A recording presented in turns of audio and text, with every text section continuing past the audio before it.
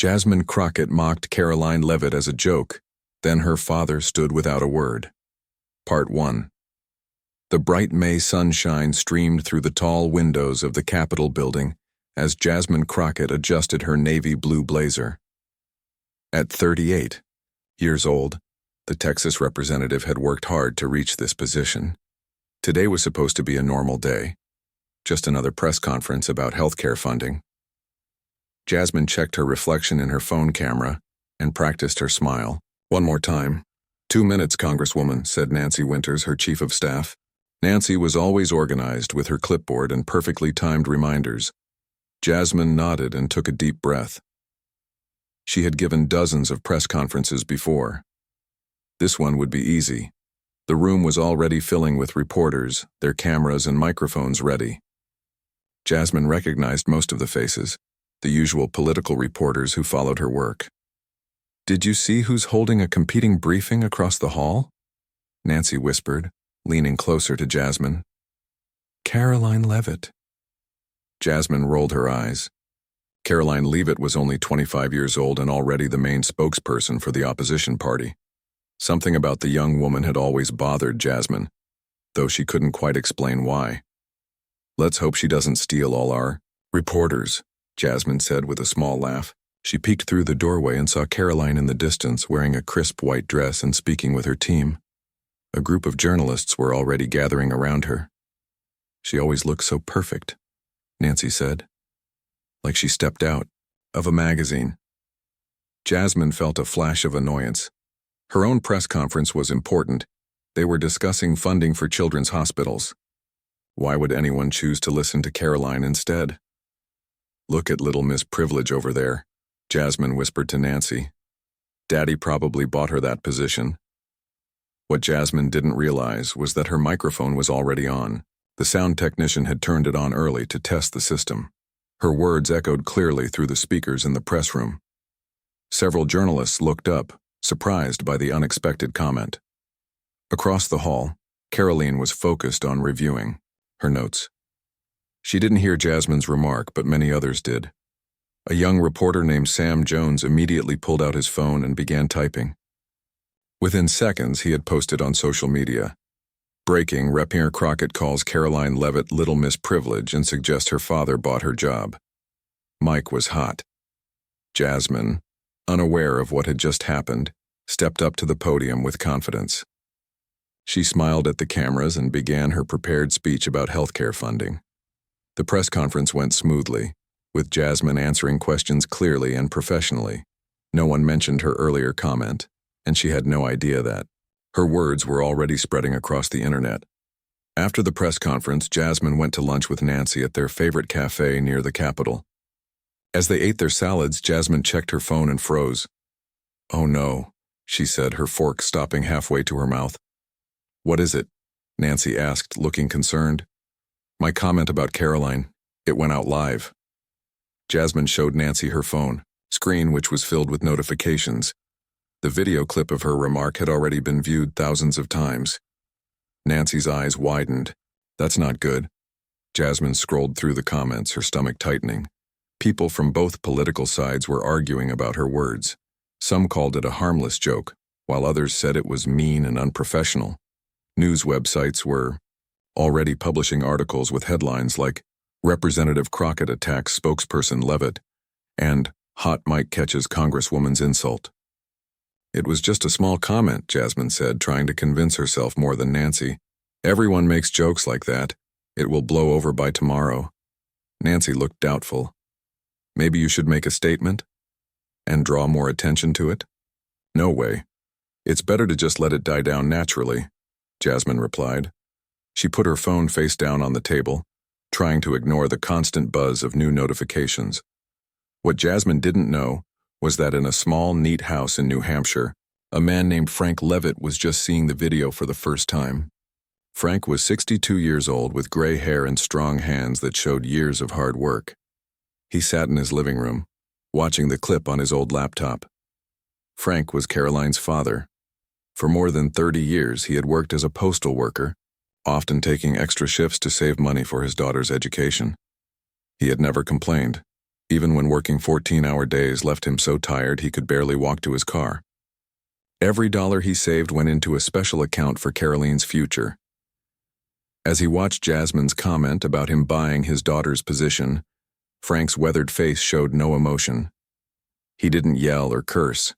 He simply closed the laptop, stood up, and walked to his bedroom. There, he opened his closet and took out his one good suit, the same suit he had worn to Karoline's college graduation. Frank laid the suit on his bed and then reached for his phone. He called his neighbor, Bill Rogers.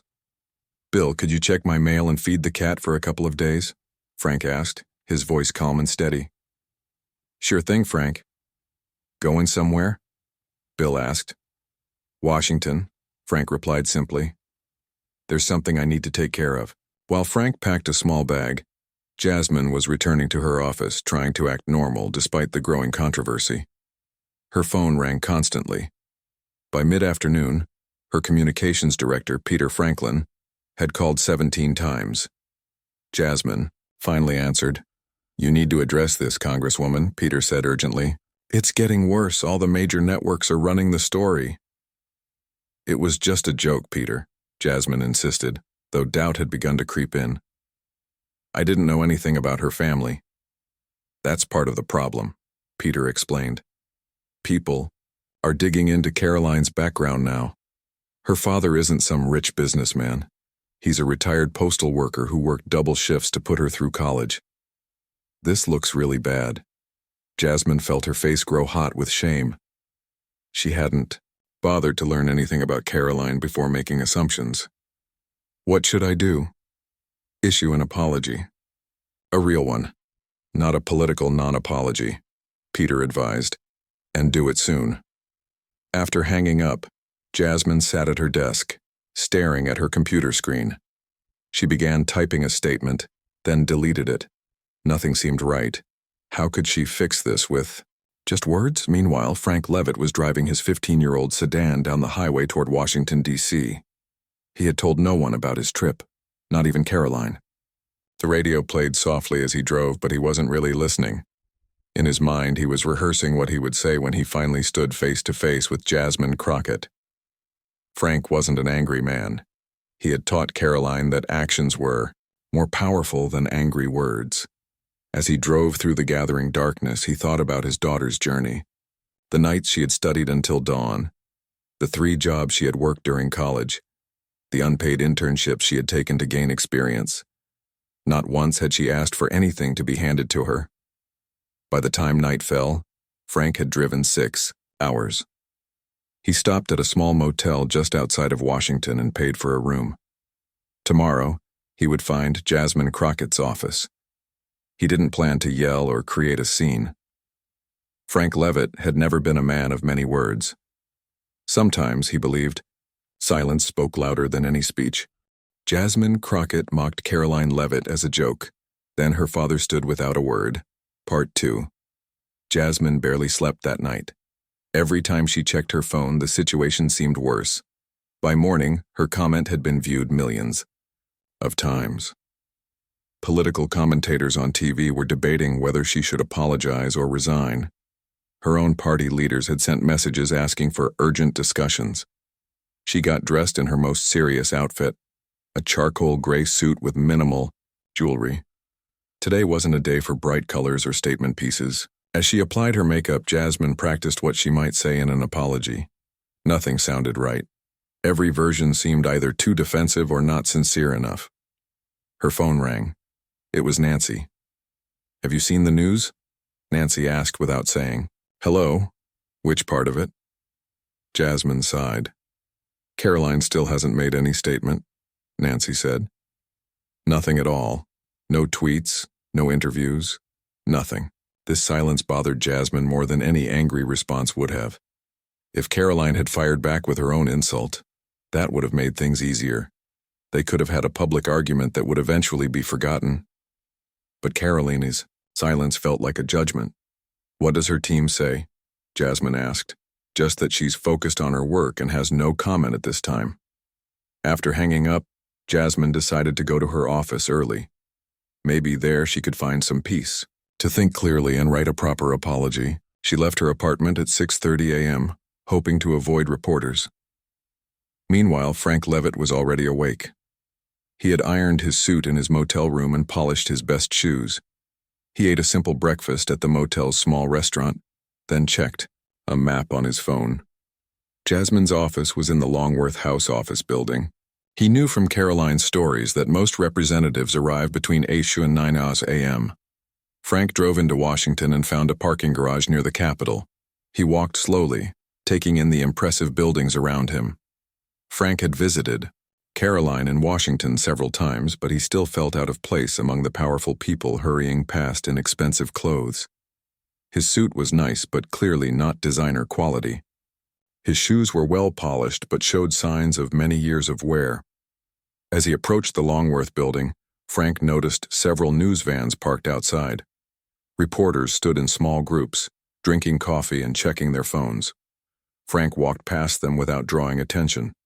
No one recognized him as Karoline Leavitt's father. Inside, Frank went through security and asked a guard for directions to Representative Crockett's office. The guard pointed him toward the correct hallway. Frank found the office and saw the nameplate, Representative Jasmine Crockett, Texas. He took a deep breath and opened the door. A young woman with short black hair looked up from her desk. Her nameplate identified her as Olivia Ramirez, staff assistant. "Good morning," Frank said politely. "I'd like to speak with Representative Crockett." "Do you have an appointment?" Olivia asked. "No, I don't," Frank admitted. "But it's important. My name is Frank Leavitt." Olivia's eyes widened slightly in recognition. "Karoline Leavitt's father?" Frank nodded. "Representative Crockett isn't in yet," Olivia said, looking uncomfortable. "And her schedule is very full today." "I can wait," Frank said simply, sitting down in one of the chairs in the reception area. He placed his hands on his knees and settled in. Olivia watched him for a moment, then picked up her phone. She sent a text message to Jasmine. "Karoline Leavitt's father is here waiting to see you." Jasmine was just entering the building when she got the message. She stopped walking and stared at her phone in disbelief. What was he doing here? Was he going to yell at her? Create a scene? She considered turning around and leaving, but several reporters had already spotted her. "Representative Crockett, do you stand by your comments about Karoline Leavitt?" one shouted. "Will you be issuing an apology?" called another. Jasmine hurried inside without answering. Her heart was beating fast as she walked toward her office. What would she say to Frank Leavitt? She had never expected to face him in person. When Jasmine entered her office, she saw him immediately. Frank Leavitt sat quietly in the waiting area. His posture straight but not tense. He looked exactly like what he was, a hard-working man who had spent decades serving others. His hands showed calluses from years of sorting mail. His face was lined with wrinkles that spoke of both smiles and worries. "Mr. Leavitt," Jasmine said, her voice sounding strained even to her own ears. Frank stood up. "Representative Crockett," he said with a small nod. Olivia appeared instantly at Jasmine's side, protective and ready to intervene if needed. Jasmine gave her a small shake of the head. There would be no need for security. "Would you like to come into my office?" Jasmine asked, gesturing toward the inner door. Frank nodded and followed her. Jasmine's private office was larger and more impressive than the reception area. Awards and photos covered one wall, showing Jasmine with important political figures. Her large desk was made of polished wood, with a view of the Capitol through the window behind it. "Please sit down," Jasmine said, indicating a chair across from her desk. "Can I offer you some coffee?" "No, thank you," Frank replied. His voice was calm and measured, giving away nothing of his feelings. Jasmine sat behind her desk, trying to look confident despite her nervousness. She waited for Frank to begin, to express his anger or make demands. But Frank Leavitt didn't raise his voice. He didn't pound his fist on the desk or threaten to call reporters. Instead, he reached into his jacket pocket and took out a small, worn photo album. Without saying a word, he opened it and placed it on Jasmine's desk, turning it so she could see the photos. The first page showed a much younger Frank holding a baby wrapped in a pink blanket. The next showed a little girl with blonde hair, clearly Karoline, wearing a Halloween costume that had been handmade with careful stitches. Jasmine turned the page and saw Karoline at about 10 years old, standing next to a Christmas tree with only a few presents underneath. Frank still said nothing as Jasmine continued turning pages. There was Karoline in a second-hand prom dress. Karoline at high school graduation with Frank standing proudly beside her in his postal uniform, the timestamp on the photo showing he had come directly from work. Karoline in her college dorm room, surrounded by textbooks. The final photos showed Karoline's career path, her first internship, her small apartment that she shared with 3 roommates to save money, her first job in politics. The very last photo was of Frank and Karoline standing together on her first day working at her current position. Frank wore the same suit he had on now. The pride in his eyes was unmistakable, even though his expression remained serious. Throughout his silent presentation, Frank never pointed or explained. He simply let the photos speak for themselves. They told the story of a father who had worked hard every day of his life to give his daughter opportunities, and a daughter who had never taken those sacrifices for granted. Jasmine looked up from the album to meet Frank's eyes. She expected to see anger or resentment there, but instead she saw only quiet dignity. That was somehow worse than any anger could have been. "Mr. Leavitt," Jasmine began, not sure what she could possibly say to make this right. Frank held up his hand gently, stopping her words. He stood up, nodded once more, and turned to leave. "You're forgetting this," Jasmine said, holding up the photo album. Frank paused at the door. "Keep it for today," he said simply. It was the first full sentence he had spoken since entering her office. "I'll come back for it tomorrow." Then he walked out, leaving Jasmine alone with the evidence of a life very different from what she had imagined. The door closed quietly behind him. Jasmine Crockett mocked Karoline Leavitt as a joke. Then her father stood without a word. Part 3. After Frank Leavitt left, Jasmine sat motionless at her desk. The photo album lay open before her, showing a smiling Karoline at her college graduation. Frank stood beside her in the picture, his postal uniform slightly wrinkled after his shift, but his face shining with pride. Jasmine closed the album slowly and pushed it aside. She had meetings scheduled all day, bills to review, and calls to return. But suddenly none of that seemed important. She picked up her phone and called Olivia. "Cancel everything today," she said. "Everything?" Olivia sounded surprised. "Even the budget committee meeting?" "Everything," Jasmine repeated. "I need time to think." After hanging up, Jasmine opened her laptop and typed Karoline Leavitt background into the search bar. The results showed dozens of articles written in the past 24 hours. Jasmine clicked on one from a respected newspaper. The article described Karoline's life growing up in a small New Hampshire town. Her mother had died when Karoline was 12, leaving Frank to raise her alone. He had never remarried, focusing instead on being both mother and father to his daughter. Frank had worked at the post office for 37 years, often taking extra shifts during holidays and weekends to earn more money for Karoline's college fund. Karoline had earned a partial scholarship to college but still needed loans and part-time jobs to cover all her expenses. She had worked as a waitress, a tutor, and a campus tour guide while maintaining a high-grade point average. After graduation, she had started at the bottom of the political ladder, getting coffee and making copies as an unpaid intern. Nothing had been handed to her. Nothing had been bought. Everything had been earned through hard work and determination. Jasmine closed her laptop and looked out the window. The spring sun shone brightly on the Capitol dome. She thought about her own father, Gregory Crockett, who had left when she was 9 years old.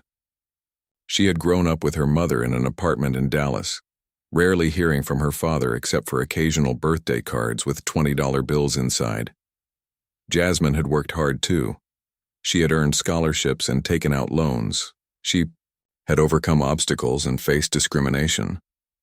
She had believed that her success was entirely self-made, the result of her own talent and effort. But now she wondered, what if her father had stayed? What if he had worked double shifts to help pay for her education? What if he had driven 6 hours to defend her when someone insulted her? The thought made her eyes fill with tears. She had judged Karoline based on assumptions about privilege, without knowing anything about her life. The irony was painful. Jasmine had accused Karoline of having advantages that she never had. A knock at the door interrupted her thoughts. Olivia peeked in. Senator Clark is calling. She says it's important.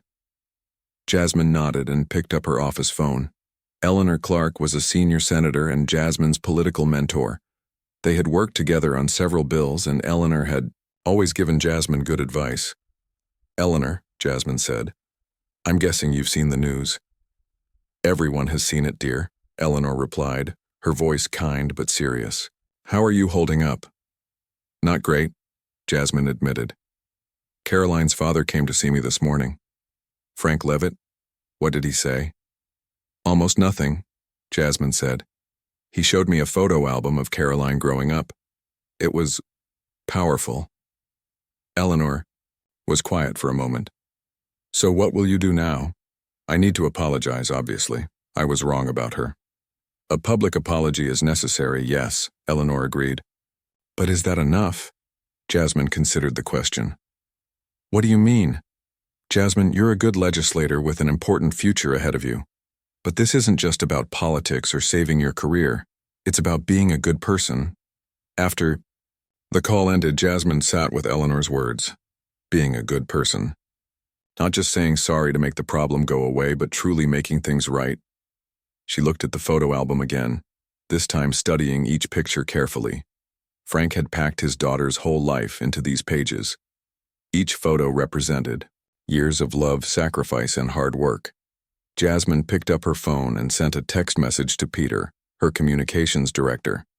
No public statement yet. I need to do this differently. She left her office and told Olivia she would be back later. Outside, several reporters called her name, but she walked past them without comment. She got into her car and entered an address into the navigation. 20 minutes later, Jasmine parked outside a small hotel. She had called ahead to confirm that Frank Leavitt was staying there. Now she sat in her car, gathering her courage. This wouldn't be easy, but it was necessary.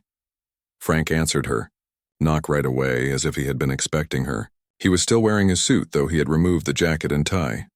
Representative Crockett, he said, showing no surprise at her visit. Please call me Jasmine, she said. May I come in? Frank stepped aside to let her enter the modest hotel room. It was neat and clean, with his suitcase carefully placed on a luggage rack and his jacket hanging in the small closet. I came to apologize, Jasmine said, standing in the middle of the room. What I said about your daughter was wrong and unfair. I made assumptions without knowing anything about her life or yours. Frank nodded but said nothing. The truth is, Jasmine continued, I was jealous. Karoline is younger than me but so successful. She always looks perfect, sounds perfect. I told myself she must have had advantages I never had. It was easier than admitting she might just be really good at what she does. Frank gestured toward the room's only chair, offering it to Jasmine. He sat on the edge of the bed. Mr. Leavitt, I owe you an apology too. I suggested that you bought your daughter's position. That was disrespectful to you and the sacrifices you've made. Frank looked at her directly. His eyes were blue like Karoline's, but darker, showing years of experience that his daughter had not yet lived. My wife died when Karoline was 12, he said quietly. It was the most he had spoken since they met. Cancer. After the funeral, I promised myself I would do whatever it took to give our daughter a good life. Every extra shift, every missed holiday, every sore back and tired feet. It was all worth it to see her succeed. Jasmine felt tears forming in her eyes again. You must be very proud of her. I am, Frank said simply, but not just because of her job. I'm proud of who she is. She works hard. She treats people with respect.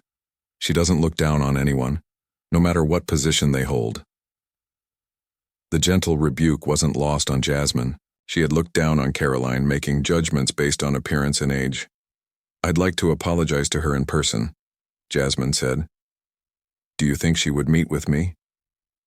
Frank considered this. Karoline doesn't hold grudges, but she's very busy right now. Your comment created a lot of extra work for her team. I understand, Jasmine replied. Could you at least give her my number? Tell her I'd like to talk when she's ready." Frank nodded and took the business card Jasmine offered. As she stood to leave, she remembered something. "Your photo album is still in my office. I can bring it back tomorrow." "Keep it until you've looked through it properly," Frank said. "Sometimes pictures tell us more than words ever could." As Jasmine walked back to her car, she felt lighter somehow. The apology had been difficult but necessary. She had a long way to go to fix the situation, but she had taken the first step. Back in her office, Jasmine found Peter waiting anxiously. "The party leaders are asking for a statement," he said. "They want to know our strategy for handling this." "Tell them I'm working on something personal," Jasmine replied. "This isn't about political strategy anymore." That evening, Jasmine sat alone in her apartment, looking again through Frank's photo album. On the last page, tucked into a small pocket, she found something she had missed earlier. A handwritten letter from Karoline to her father, dated from her college graduation day. "Dad," it began, "I couldn't have done any of this without you. Not just the money for tuition, but the example you set every day. You showed me that real success comes from hard work, honesty, and treating others with respect. I promise I'll never forget those lessons, no matter where life takes me. Love, always, Karoline." Jasmine read the letter twice, then carefully put it back in its place. She had a lot to think about tonight. Jasmine Crockett mocked Karoline Leavitt as a joke. Then her father stood without a word. Part 4. Jasmine woke up early the next morning. She had slept poorly, her mind still full of thoughts about Frank Leavitt and his daughter. She made coffee and checked her phone. The story was still trending online, with new articles appearing every hour. Some people defended her, saying it was just a joke. Others called for her resignation. Most troubling were the comments from young women who had once looked up to her as a role model. "I thought Rep. Ms. Crockett stood for judging people on their merits, not making assumptions," one wrote. Jasmine put her phone down and walked to the window. The sun was just rising over Washington, D.C., painting the sky pink and gold. She thought about Karoline, who was probably already at work despite the controversy. According to the articles Jasmine had read, Karoline was known for arriving at the office before 6 a.m. every day.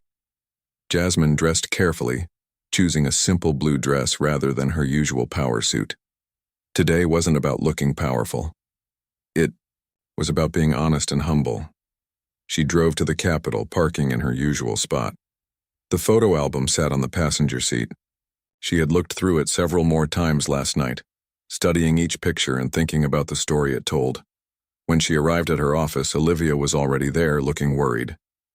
"The speaker wants to see you," Olivia said immediately, "and there are about 50 reporters outside the building waiting for a statement." "I'll talk to the speaker," Jasmine replied calmly, "but no statement yet." The Speaker of the House, Richard Malloy, was a serious man in his 60s who rarely smiled. When Jasmine entered his office, he motioned for her to sit down without saying hello. "This situation is getting out of hand," he said firmly. "You need to issue a public apology today." "I plan to apologize," Jasmine assured him, "but I want to do it my way." Richard frowned.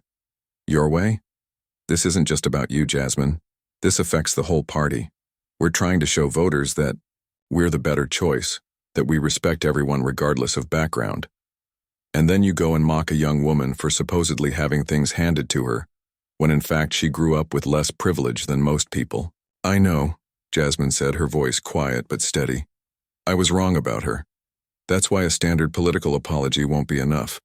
I need to make this right in a more personal way." Richard studied her face. "What exactly are you planning?" "I'm going to meet with Karoline privately first. Then I'll make a public statement, but it won't be the usual 'I apologize if anyone was offended' nonsense. It will be real." The speaker sighed. "The party strategists won't like this. They want a controlled message with careful wording." "With all due respect, sir, this isn't about party strategy," Jasmine said firmly. "It's about doing the right thing as a human being." After leaving the speaker's office, Jasmine returned to her own office and closed the door. She picked up her phone and dialed a number she rarely used, her father's cell phone. It rang several times before he answered. "Hello?" Gregory Crockett's voice sounded surprised. He and Jasmine spoke only a few times each year, usually on holidays. "Dad, it's me," Jasmine said. "I need to ask you something." "What's wrong? I saw you on the news yesterday. Some kind of controversy?" "Yes, but that's not why I'm calling," Jasmine replied. "I wanted to ask you something I've never asked before. Why did you leave?" There was a long silence on the line. When Gregory finally spoke, his voice sounded older and sadder than Jasmine remembered. "That's a complicated question, Jasmine." "I have time for a complicated answer," she said. For the next 30 minutes, Jasmine listened as her father explained his choices from nearly 30 years ago. He talked about feeling overwhelmed by responsibility, about his struggles with alcohol that he had never admitted to her before, about his shame at not being the father she deserved. "I told myself you and your mother were better off without me," he said. "But that was just an excuse. The truth is I was scared of failing you, so I ran away instead." Jasmine felt tears rolling down her cheeks. "Did you ever regret it?" "Every single day," Gregory answered without hesitation. "But by the time I got myself together, years had passed. You were a teenager by then, doing well in school. I told myself it was too late to come back into your life. More excuses, I guess." After they hung up, Jasmine sat quietly for several minutes, processing everything her father had said. She thought about Frank Leavitt, who had faced his own challenges but had never abandoned his daughter. The contrast was painful, but important. Just as Jasmine was about to call Olivia, her phone buzzed with a text message from an unknown number.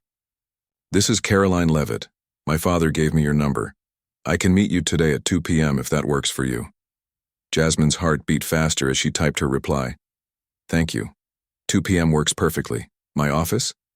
The response came quickly. "No, 2. Many reporters. There's a small coffee shop called Blue Mug 3 blocks from the Capitol. We can meet there." At 1:45 p.m., Jasmine walked into the Blue Mug coffee shop. It was small and quiet, with mismatched furniture and local art on the walls. Karoline wasn't there yet, so Jasmine chose a table in the back corner away from the windows. She ordered a simple black coffee and waited, Frank's photo album on the table beside her. At exactly 2 p.m., Karoline walked in. She was even prettier in person than on TV, with her blonde hair pulled back in a neat ponytail. She wore a simple, gray dress with a white cardigan, professional but not flashy. Several customers looked up in recognition, but no one approached her. Karoline spotted Jasmine and walked directly to her table. Her expression was controlled, neither angry nor friendly. "Representative Crockett," she said with a small nod. "Please call me Jasmine," Jasmine replied, standing to greet her. "Thank you for meeting me." Karoline sat down across from Jasmine. A waitress came over, and Karoline ordered tea. When the waitress left, there was an awkward silence. "Your father came to see me," Jasmine said finally. "I know," Karoline replied. "He told me last night. He didn't say much, but he showed me this." Jasmine pushed the photo album toward Karoline. "It made me realize how wrong my assumptions were." Karoline glanced at the album but didn't open it. "Dad has carried that album everywhere for years. He adds new photos whenever something important happens in my life. He seems like an amazing father," Jasmine said sincerely. "He is," Karoline agreed, her voice softening slightly. "Everything I've accomplished is because of the example he set. He taught me that hard work and integrity matter more than anything else." Jasmine took a deep breath. "Karoline, I'm truly sorry for what I said. It was unfair, unkind, and completely wrong. I made assumptions about you based on your appearance and your age. I was jealous of your success and I lashed out in a way that was beneath me." Karoline studied Jasmine's face, as if looking for signs of insincerity. Finding none, she nodded slowly. "I've admired your work in Congress," Karoline said, surprising.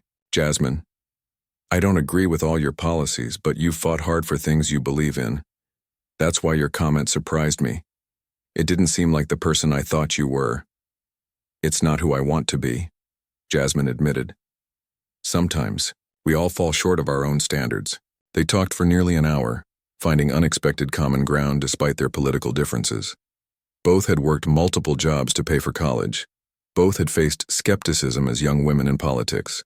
Both were deeply committed to their work, often staying at the office late into the evening. As they prepared to leave, Jasmine asked the question that had been on her mind all day. Where do we go from here? I need to make a public statement, but I want to do what's right, not just what's politically expedient. Karoline considered this. Be honest. Not just about being sorry, but about why you said what you said. People respect honesty more than perfectly crafted political statements. Jasmine nodded. One more thing. Would you and your father be willing to meet with me again? Not for the press or for show, but because I think I could learn a lot from both of you. For the first time, Karoline smiled. It transformed her face, making her look younger and more approachable. I think that could be arranged, she said. Dad always says that understanding comes from conversation, not confrontation. As they walked out of the coffee shop together, several people took photos with their phones. By evening, these pictures would be all over social media, sparking new speculation about their meeting. But for now, Jasmine didn't worry about that. She had taken an important step toward making things right. Jasmine Crockett mocked Karoline Leavitt as a joke. Then her father stood without a word. Part 5. The photos of Jasmine and Karoline leaving the coffee shop together spread quickly across social media. People were confused and curious. Why were these political opponents meeting privately? Was it a planned publicity stunt? Had they reached some kind of agreement? Jasmine ignored the speculation and focused on preparing her public statement. She worked alone in her office that evening, writing and rewriting until the words felt honest and true. When she finished, she didn't show it to her communications team for approval. This wasn't going to be a carefully crafted political message. It would be her own words, for better or worse. The next morning, Jasmine called a press conference. The room was packed with reporters, all eager to hear what she would say after days of silence. Camera flashes lit up the room as Jasmine stepped to the podium. She placed her handwritten notes in front of her and looked up at the crowd. Thank you all for coming, she began. I've asked you here today because I owe Karoline Leavitt and her father Frank a public apology. 3 days ago, I made a thoughtless comment suggesting that Karoline's success was due to her father's money and influence, rather than her own hard work and ability. I was wrong. Jasmine paused, looking directly into the cameras. The truth is, I was jealous. Karoline is younger than me but highly successful in her career. Instead of respecting her achievements, I tried to dismiss them by assuming she had advantages I didn't have. I never bothered to learn that Karoline grew up in a working-class family. Her father, Frank Leavitt, worked as a postal worker for 37 years, often taking extra shifts to help pay for her education. Nothing was handed to Karoline. She earned everything through hard work, determination, and talent. The room was completely silent now. Reporters who had expected a standard political non-apology were watching with surprise as Jasmine continued. I've spent the past few days reflecting on why I said what I said. The easy answer is that it was just a joke that wasn't meant to be heard. But the honest answer is that it revealed something about my character that I'm not proud of. When we mock others based on assumptions about their lives, we reveal more about ourselves than about them. Jasmine took a deep breath before continuing. Yesterday I had the privilege of meeting with Karoline privately. I found her to be exactly what her record suggests. Intelligent, hardworking, and deeply committed to her beliefs. While we disagree on many political issues, I respect her integrity and her dedication. A reporter called out, "Will you be resigning from your position?" Jasmine shook her head. No, I won't be resigning. Instead, I will be working harder to live up to the values I claim to represent. Respect, fairness, and judging people by their actions rather than by assumptions. I hope my constituents will give me the chance to earn back their trust. After the press conference, Jasmine returned to her office. Her phone was filled with messages from colleagues.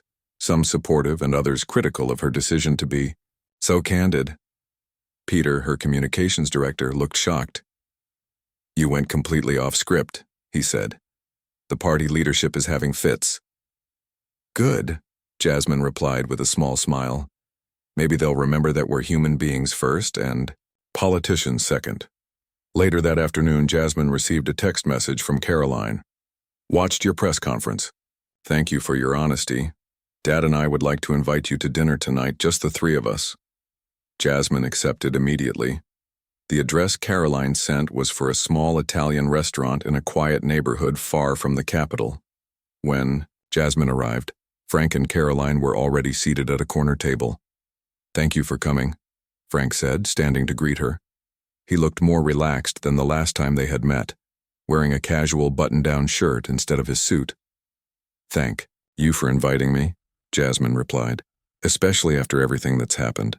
They ordered food and talked about their lives outside of politics. Frank told stories about Karoline as a little girl, how she had always been determined and focused. Karoline shared memories of her father coaching her softball team and helping with school projects late into the night after his long shifts at the post office.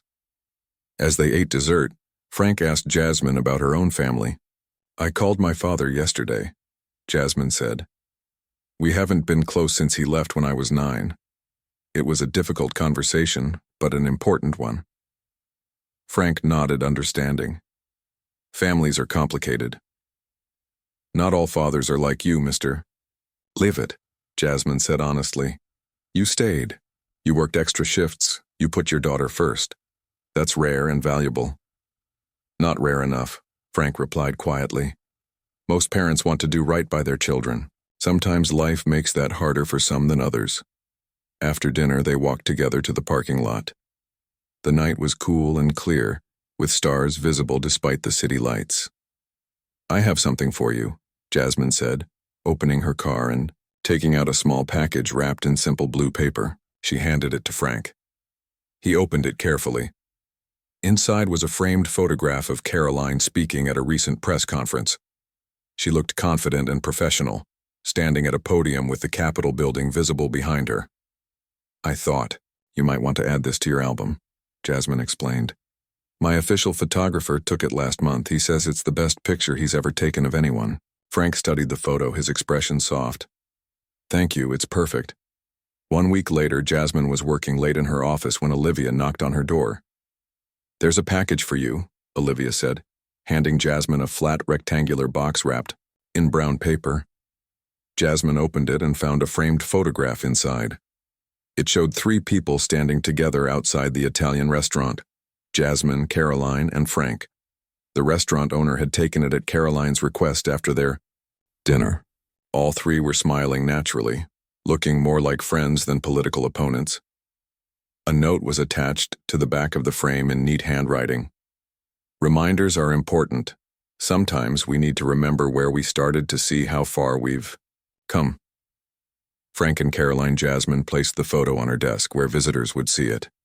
When people asked about it, she told them the story. Not the sanitized political version, but the real story of misjudgment, silent dignity, and unexpected friendship. 3 months later, Jasmine and Karoline appeared together at a local high school. Despite their political differences, they had created a joint program to encourage young women to pursue careers in public service. They spoke to the students about hard work, respect, and the importance of looking beyond assumptions.